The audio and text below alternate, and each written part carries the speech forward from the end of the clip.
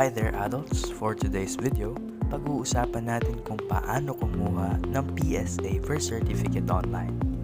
Kung bago ka pa lamang sa aming channel, ay maaari mo kami subscribe para updated ka sa mga informative videos na aming i-upload.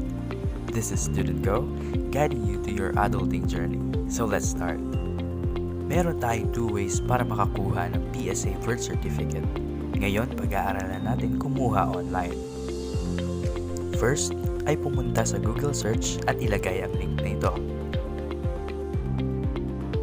Ito ang makikita nyo sa screen at pindutin ang order now sa ibaba. I-click ang birth, then click accept terms and condition and consent, then click continue. Click my own birth certificate, then continue button. I-click lamang ang continue para magpatuloy. I-fill out lamang ang mga sumusunod na hinihinging personal information. Kumpletuhin ito upang mag-proceed. I-check ang spelling at kung tama ang mga nilagay.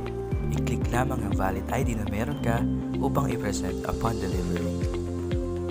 Make sure na tama lahat ng information na nailagay mo para hindi magkamali. Click continue. Sunod ay ang information ng father mo. If wala, ay click mo lang ang there is no father's name in your birth certificate. Then click continue.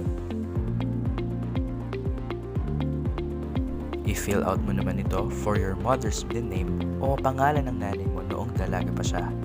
Then click continue. Put your birthplace, then click continue. I-click mo lang dito if late register or hindi. Dito naman, ay piliin mo kung para saan mo gagamitin. Ako, ang pinili ko ay for employment. Kayo na ang bahala kung saan nyo gagamitin. Then click continue. Click none if kukuha ka lang ng copy para sa trabaho. If kailangan sa ibang bagay, ay piliin mo kung saan mo kinakailangan. Then click continue. Lastly, click for nationwide door-to-door dahil ito ay ipapadeliver natin. Fill out the information under para sa complete information at address kung saan i-deliver. Then click continue.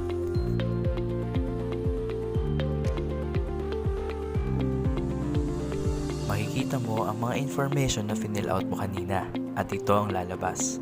Double check mo ang lahat at if okay na, click mo ang confirm, then continue button.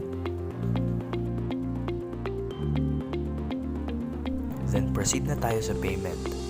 Maaari kang pumili kung saan ka magbabayad at pinili ko ang GCash dahil mas mabilis dito. Pwede ka rin magbayad sa iba't ibang platforms at may corresponding fee lang din ang mga ito. Click Pay using GCash at ida-direct ka na nito sa mismo GCash app. I-login lamang ang iyong number at bayaran ang 365 pesos plus 15 pesos fee. Kaya 380 pesos ang lahat ng babayaran mo para sa isang kopya ng PSA Birth Certificate. Iyon lamang ang dapat mong sundin at tandaan sa pagkuha ng iyong PSA Birth Certificate. Maghintay na lamang ng 7 to 10 days upang ma-receive ito. Again, this is Student Go, guiding you to your adulting journey. Maraming salamat.